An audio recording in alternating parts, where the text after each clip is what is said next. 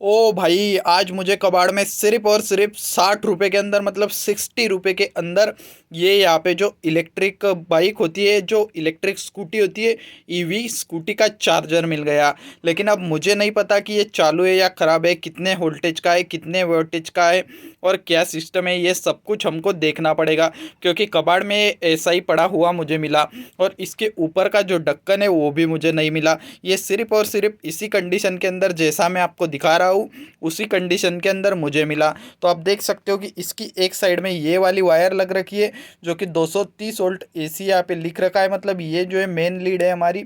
और इसके अंदर यहाँ पे अर्थिंग का पॉइंट दिया ही गया नहीं है, क्योंकि वैसे देकर भी क्या करते, क्योंकि ये जो बॉक्स है ये तो प्लास्टिक का था, जिससे कि करंट लगने का कोई खतरा नहीं। और अगर अंदर की साइड में पीसीबी के ऊपर अर्थिंग देना भी रहा तो कोई फ़ायदा नहीं होता। इसलिए इन्होंने इस पिन के अंदर जो है अर्थिंग का पॉइंट दिया ही गया नहीं है, सिर्फ इस तरीके का यहाँ पे छोड़ रखा है। और जो दूसरी साइड है उसके अंदर यहाँ पे इस टाइप का कनेक्टर है। तो ये जो कनेक्टर है मैंने शायद पहले भी किसी मतलब इस तरीके के एडेप्टर के ऊपर देखा है। तो चलो मैं उसको ढूंढने की कोशिश करता हूँ कि ये जो कनेक्टर है, इस टाइप का कनेक्टर हमने पहले किस तरीके के एडेप्टर के अंदर देखा था। तो हाँ गाइस, देखो ये मिल गया। ये जो हमने एडेप्टर देखा था इसका भी कनेक्टर सेम टू सेम है। देखो मैं आपको दोनों कनेक्टर दिखाने की कोशिश करता हूँ। ये भी कनेक्टर और ये भी कनेक्टर है, यहाँ पे सेम टू सेम है, आप देख सकते हो। लेकिन ये जो कनेक्टर है ये इस एडेप्टर का है। तो ये जो एडेप्टर था ये 12 वोल्ट की बैटरी चार्ज करने के काम में आने वाला एडेप्टर था। ये जो है, जो खेती में स्प्रे करने का जो इलेक्ट्रिक पंप आता है उसको चार्ज करने का एडेप्टर था। और ये जो एडेप्टर है मैंने सिर्फ और सिर्फ 10 या 15 रुपये का कुछ तो लाया था। इसकी जो डिटेल्ड वीडियो है, मतलब इसको भी हमने खोला था, उसके ऊपर एक्सपेरिमेंट किया था, इसके ऊपर 775 को भी चला के देखा था और इसके पावर दे के देखा था, इसके इंडिकेटर के बारे में बात किया था, पीसीबी के बारे में बात किया था, सब कुछ डिटेल्ड में इसके बारे में भी हमने बात किया था। और ये पूरी तरीके से ओके निकल गया था कबाड़ के अंदर। तो इसकी वीडियो अगर आपको देखनी है तो आप चैनल को विजिट करो, आपको मिल जाएगी। तो चलो इसको मैं रख देता हूँ बाजू में और आते हैं हमारे इस वाले अडेप्टर के ऊपर। लेकिन हाँ, इसमें और ये जो एडेप्टर मैं आपको पहले दिखाया पंप का, इसमें काफ़ी बड़ा डिफरेंस है।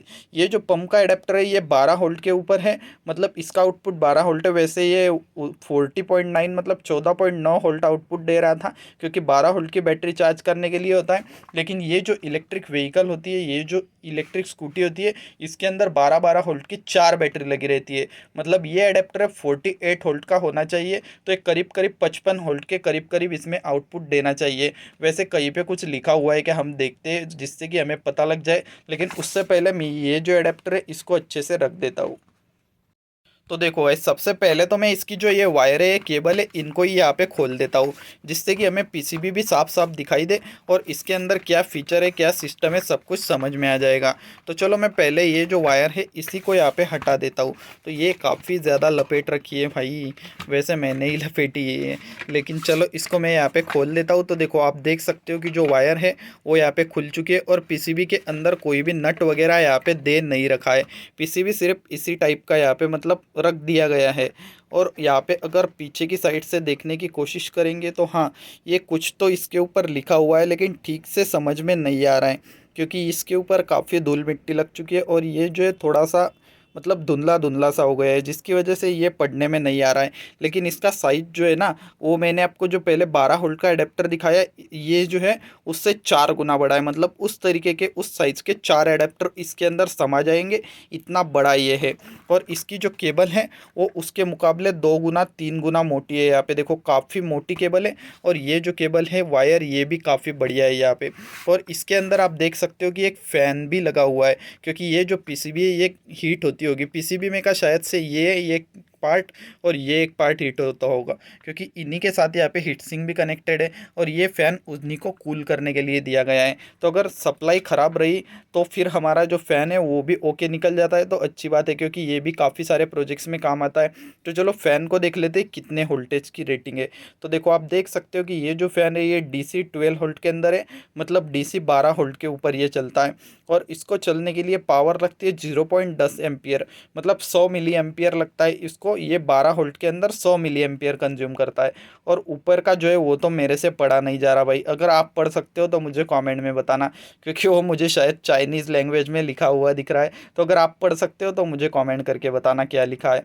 और उसके ऊपर यहाँ पे लिख रखा है 2018, मतलब ये शायद 2018 का मॉडल होगा। बस इसके ऊपर कुछ ज़्यादा लिखा हुआ नहीं है। और इसकी साइज अगर मैं आपको बताने की कोशिश करूँ तो ये जो फ़ैन है ये यहाँ पे मुझे 5x5 के अंदर लग रहा है। मतलब इस तरीके से 50 mm x 50 mm इसकी जो साइज़ है वो मुझे लग रहा है। क्योंकि वैसे तो ये स्क्वायर में ही आते हैं, लेकिन एक 40x40 का भी आता है, तो ये मुझे जो है 50x50 mm का लग रहा है। और ये फ्री है, इसके अंदर मतलब कोई ऐसी ये जाम वाम नहीं हो रखा है। देखो इस तरीके से मैं इसको घुमा रहा हूँ तो ये ईजिली यहाँ पे मूव कर रहा है, कोई भी दिक्कत की बात नहीं है इसके अंदर। मतलब फ़ैन यहाँ पे जो है ओके होना चाहिए। और ये देखो इसकी इस तरीके से अगर आप विथ देखोगे तो ये भी काफ़ी कम है, शायद से 1 सेंटीमीटर होगी, मतलब 10 mm।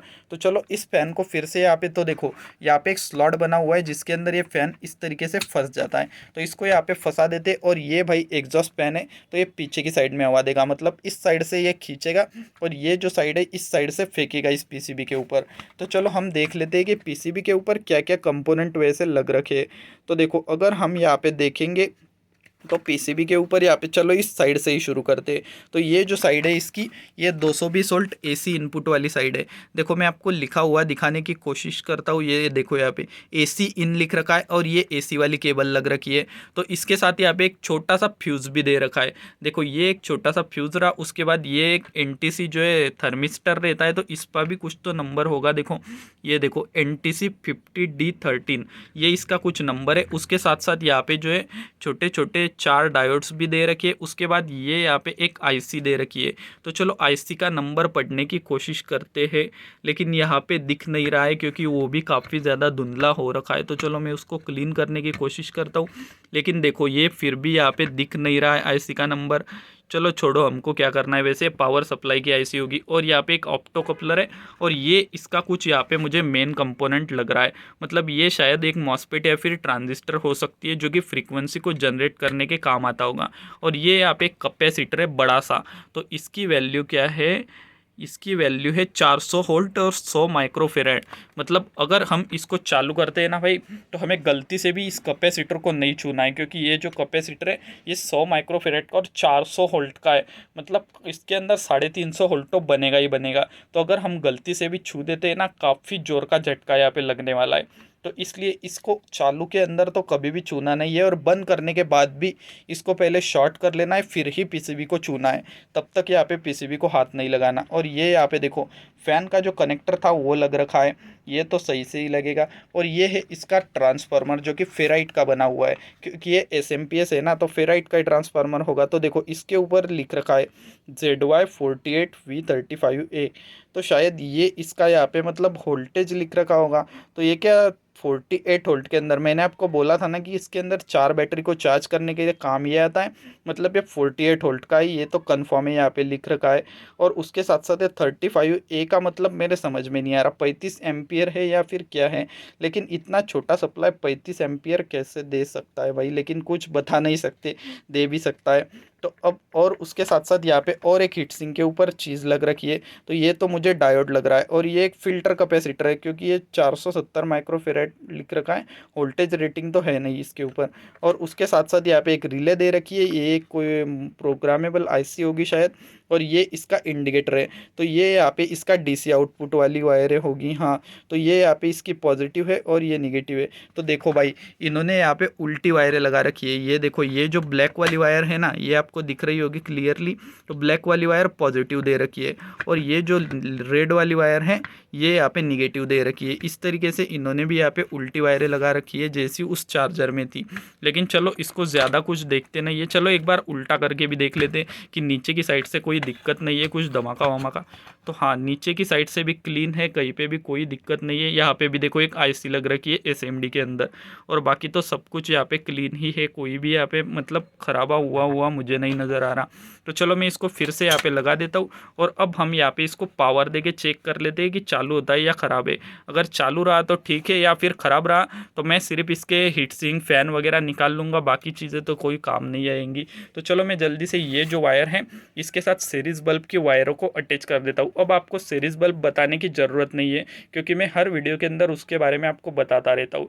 तो चलो मैं यहाँ पे सीरीज़ बल्ब को अटैच करता हूँ और फिर हम इसको ऑन करके देखते हैं कि ये चालू होता है या नहीं। अगर ये चालू होता है तो ये इंडिकेटर जल जाएगा और ये फ़ैन भी घूमना चाहिए। और अगर इसमें कोई शॉर्ट सर्किट रहा तो जो 100 वाट का बल्ब है सीरीज़ बल्ब वो जल जाएगा। या फिर अगर यहाँ पे कुछ भी नहीं होता तो हम समझ सकते हैं कि ये सब कुछ ख़राब है यहाँ पे। तो चलो मैं जल्दी से कनेक्शन कर लेता हूँ। तो गाइज आप देख सकते हो यहाँ पे मैंने सारे कनेक्शन कर दिए। ये यहाँ पे जो इसका पिन था उसके साथ सीरीज बल्ब को अटैच कर दिया है और सीरीज बल्ब का जो वायर था उसको प्लग के अंदर यहाँ पे इंसर्ट कर दिया है। अब सब कुछ यहाँ पे हमारा रेडी है, पूरी तरीके से ओके है। तो अब मैं क्या करता हूँ कि जो बोर्ड का स्विच है उसको यहाँ पे एक बार ऑन कर देता हूँ।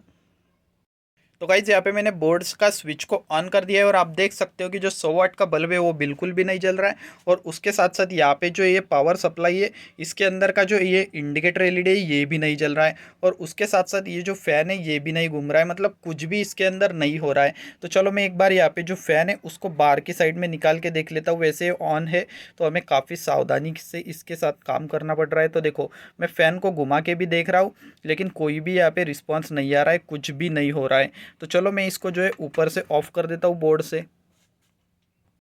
तो इसका मतलब गाइज ये जो पावर सप्लाई है, ये जो चार्जर है ये पूरी तरीके से डेड है क्योंकि फ़ैन भी नहीं घूम रहा और ये लाइट भी नहीं लग रहा। कुछ तो एक होना चाहिए था, फ़ैन तो घूमना चाहिए था या फिर लाइट जो है वो तो जलनी चाहिए थी, लेकिन इसके अंदर कुछ भी नहीं हो रहा। तो अब ये जो पावर सप्लाई है ये तो मेरे किसी काम नहीं आएगा। सिर्फ इसके ये जो हीट सिंक है इनको मैं निकाल लूँगा। उसके साथ साथ ये जो इसकी वायर है, ये जो केबल है और ये दूसरी 220 वोल्ट एसी वाली केबल, इनको निकाल लूँगा। और ये फ़ैन शायद से चालू होगा क्योंकि ये पीसीबी जो पावर सप्लाई है यही ख़राब होगी, फ़ैन ज़्यादा करके ख़राब नहीं होता। तो फ़ैन मेरे किसी और प्रोजेक्ट में काम आएगा। तो बस गाइज़ यार आज के लिए इतना ही। आज तो यहाँ पे मेरा नुकसान हो गया क्योंकि 60 रुपये के अंदर मैंने इसको लाया था और इसके अंदर कुछ उतनी ज़्यादा चीज़ें निकलेंगी भी नहीं। लेकिन कभी कभी कबाड़ में फ़ायदा भी होता है, कभी कभी नुकसान भी होता है, वैसे तो हम नहीं कह सकते। तो चलो बस आज आपने जो भी कुछ हुआ वो तो देख ही लिया, आपके सामने सब कुछ था। यहाँ पे मैंने पूरी टेस्टिंग की और वैसे इसको रिपेयर करने का कोई मतलब भी नहीं बनता। लेकिन मुझे तो लगता है कि इसके अंदर सिर्फ दिक्कत ये आ सकती है कि ये जो यहाँ पे मॉसफेट है इस साइड में यही ख़राब हुई होगी। तो अगर हम इसको चेंज करते तो ये शायद चालू हो जाएगा, क्योंकि आप देख सकते हो उसके ऊपर रस्ट भी आ चुकी है, मतलब वो काफ़ी ज़्यादा हीट हो रखी होगी और जल चुकी होगी। या फिर ये जो आईसी है नीचे की साइड में छोटी लगी ये भी ख़राब हो सकती है। और हाँ गाइज़ यहाँ पे मैंने और एक चीज़ नोटिस की, देखो ये जो बड़ी वाली आईसी है इसकी यहाँ पे मैं आपको स्क्रू ड्राइवर से दिखाने की कोशिश करता हूँ। देखो ये यहाँ पे एक जो लेग है ना, जहाँ पे मैंने स्क्रू ड्राइवर को पॉइंट कर रखा है वो लेग टूटी हुई है।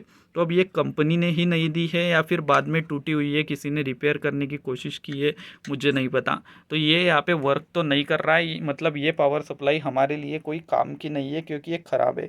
तो बस आज इतना ही। मैं मिलता हूँ आपको कल सुबह 8 बजे किसी और ऐसी इंटरेस्टिंग कबाड़ वाले टॉपिक के साथ, मतलब कबाड़ से कोई ना कोई चीज़ आपके लिए लाऊंगा और उसके ऊपर वीडियो बनाऊंगा। तब तक आप क्या कर सकते हो कि जो चैनल के पुराने वीडियोज़ है उनको देख सकते हो। चैनल के ऊपर 40 से भी ज़्यादा इस तरीके के जो कबाड़ वाली चीज़ें उनके वीडियो आ चुके हैं, उनमें के काफ़ी सारी चीज़ों में हमारा फ़ायदा भी हुआ है।